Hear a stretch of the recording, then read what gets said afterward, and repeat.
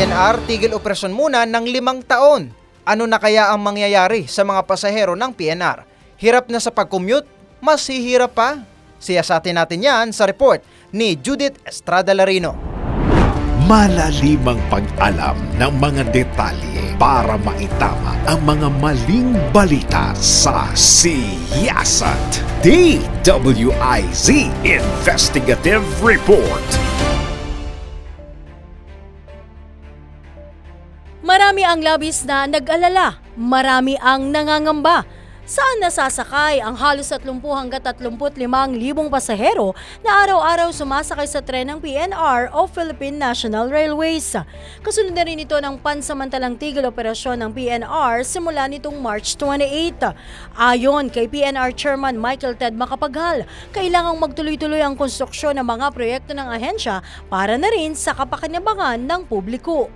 Sa katunayan, ibinabatid ni Chairman Macapagal na halos 80% tapos na ang konstruksyon ng Clark to Valenzuela Railways Project at susundan ang konstruksyon ng Alabang-Laguna Project bago ikasa sa 2026 ang trial operations at ang full operations makalipas ang 2 taon o sa 2028.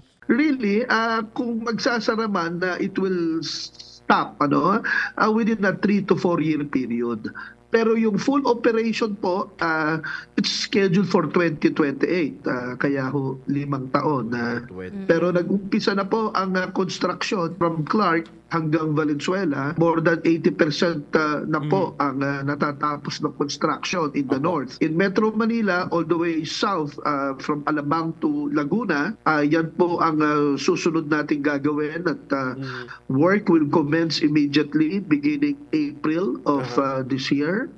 At yun na nga po, we target to have trial runs by 2026 and full operation by 2028. Sinalo na rin naman anya simula kahapon o April 1 ng nasa 25 bus at maging ng UV Express na nabigyan ng special permits ang mga pasaherong apektado ng tigil operasyon ng PNR sa loob ng 5 taon. We coordinated with LTFRB to issue emergency franchises to several buses and several, if possible, maski mga UB Express, we're going to deploy them.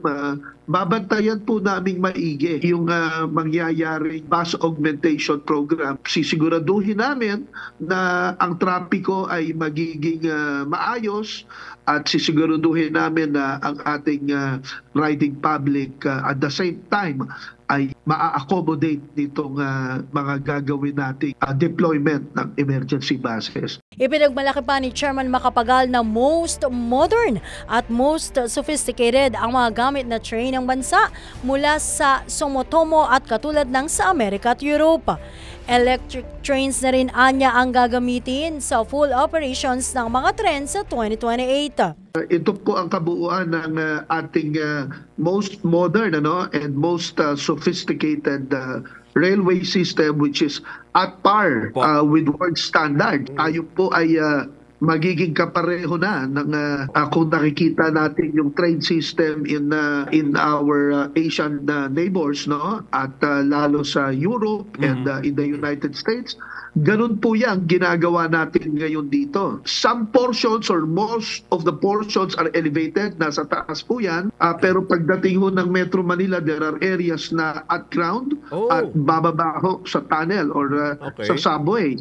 And then it goes back up again all the way to Laguna. Sinabi pa ni Chairman Macapagal na gagamitin din nila ang pagkakataon para tutukan ang iba pang issue sa pagkakasa ng mas mabilis at dependable railway system tulad ng right-of-way. This will fasten the process at magkakaroon po ng sense of urgency na talaga matuluyan ng i-resolve yung right-of-way issue. Meron kaming pinag-aaralan na mga proposals tungkol dyan sa freight.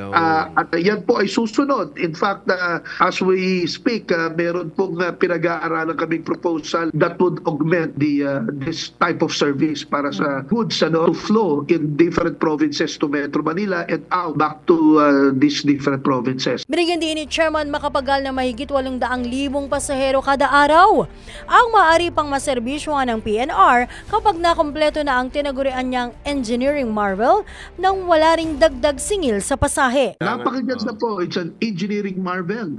Talagang kailangan pong gawin na ito kasi yung mga trend po natin medyo luma na. Opo. At kakaunti lang ang naisasakay. Ito po, marami tayong maisasakay. More than 800,000 passengers po daily ang maisasakay nito. Para sa Siyasat team, tila mabilis lamang ang araw kahit isipin na lamang na mabilis ding makokumpleto ang nasabing proyekto na kailangan gawin para mapagsilbihan ang mas marami pang mga Pilipino. Bukod dito, tiniyak naman ng PNR management na walang dagdag pasahe kapag naging fully operational na ang lahat ng railways projects sa 2028. Konting tiis na lamang mga kababayan para magtuloy-tuloy na ang maayos na biyahe ng tren sa lahat ng pagkakataon. Sa ngalan ng Siyasat team, ako si Judith Estrada Larino, nagbabalita ng tama, naglilingkod ng tama.